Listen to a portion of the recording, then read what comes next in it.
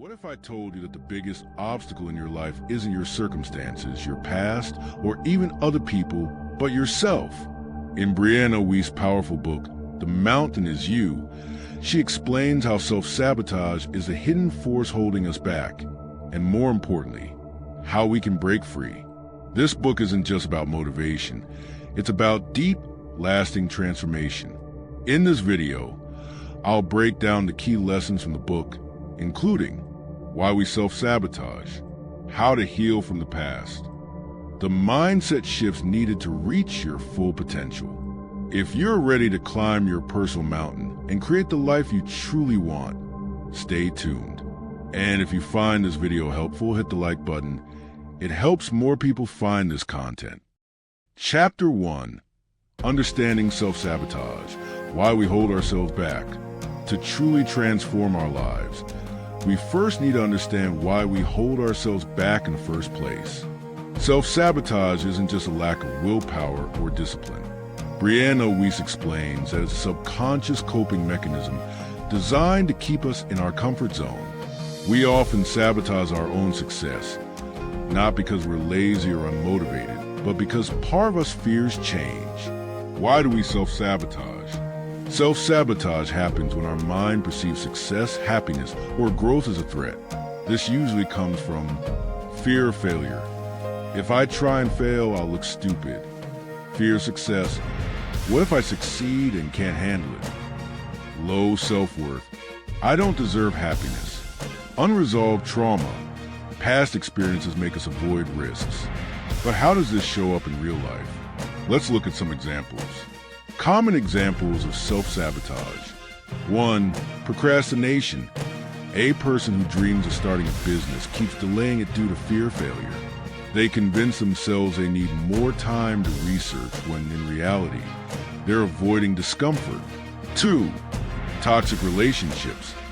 Someone who grew up in a dysfunctional home might unconsciously attract unhealthy partners because deep down, they don't believe they deserve better. 3. Fear of success. A writer who gets an opportunity to publish a book might miss deadlines because deep down, they fear the pressure of expectations. At the root of all these behaviors is comfort, and that brings us to the next big idea, the comfort zone trap. Wiest highlights that self-sabotage keeps us in familiar territory. Even if our current situation is bad, it feels safe because it's what we know. So, how do we break free? How to break free from self-sabotage. 1. Recognize patterns. Become aware of your self-sabotaging habits. 2. Challenge beliefs. Replace limiting beliefs with empowering ones. 3. Take small steps. Gradual change helps your brain adjust to a new reality.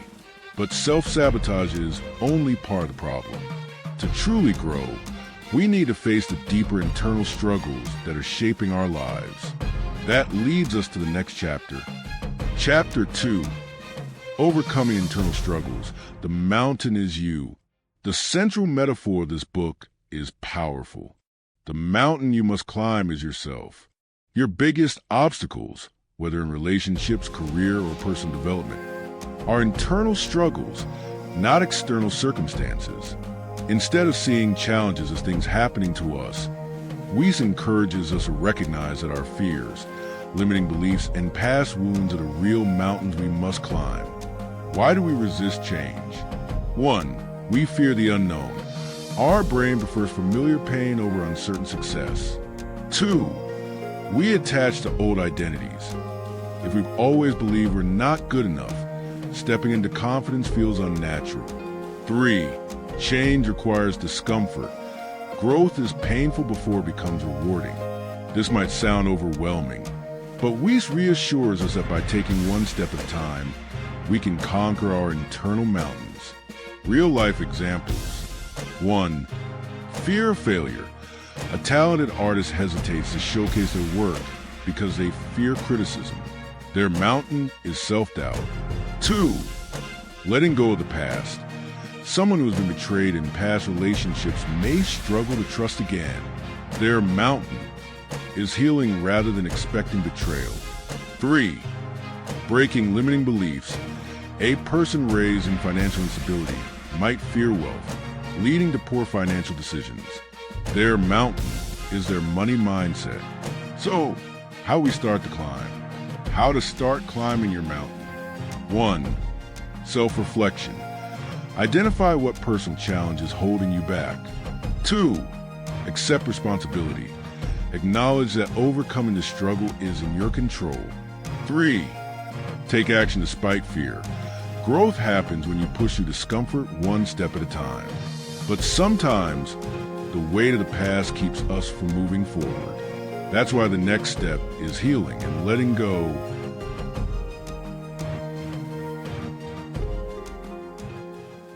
Chapter 3. Healing and Releasing the Past. Many of our self-sabotaging behaviors come from old wounds, experiences that we haven't fully processed. Wiest explains that holding on to the past keeps us stuck. How the past holds you back. 1. Living in regret. Replaying past mistakes prevents us from embracing the present. 2. Resenting others. Holding on to anger drains emotional energy. 3. Fear of repeating the past. Avoiding risks because we assume history will repeat itself. But the good news is, healing is possible. How to heal and move forward. 1. Acknowledge your pain. Suppressing emotions keeps you stuck. 2. Reframe your story. View the past as a lesson, not a limitation. 3. Forgive yourself and others. Forgiveness isn't about excusing. It's about freeing yourself. 4. Take ownership of the present. Your past doesn't define your future. Now that we've addressed the past, the next step is reprogramming our mindset and habits to create lasting change. Chapter 4. Reprogramming your mind and developing self-discipline. Healing is just the first step. Lasting change requires rewiring your subconscious mind. How to reprogram your subconscious mind. 1. Identify limiting beliefs. Recognize negative thoughts shaping your actions. 2. Challenge negative thoughts. Replace self-doubt with empowering affirmations. 3. Visualize success. Your brain responds to mental imagery. See yourself succeeding. 4. Take small, consistent actions. Change happens through daily habits. This brings us a final step. Fully stepping into your best self. Chapter 5. Becoming your best self. Now that you understand self-sabotage and have started reprogramming your mind, the final step is to fully commit to your transformation. How to align with your highest potential. 1. Clarify your vision. Define success on your terms. 2. Develop self-trust. Small promises to yourself build confidence. 3. Take bold action. Growth happens when you act despite fear. Final thoughts and call to action. The biggest obstacles in your life aren't external. They are within you, but that also means you have the power to overcome them. Self-sabotage doesn't have to control your life. By understanding your patterns, healing from the past, and reprogramming your mindset, you can start climbing your personal mountain one step at a time. Now, I want to hear from you. What's one self-sabotaging habit you're ready to let go of? Drop your answer in the comments.